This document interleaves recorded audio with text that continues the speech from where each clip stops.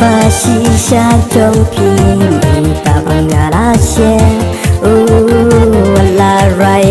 rai đam kin wan ta lay lengan om kendra he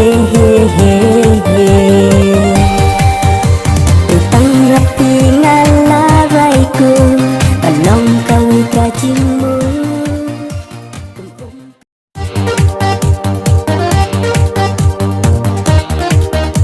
ika basisha trong phim ta bằng ngala xe la rai đam kin wan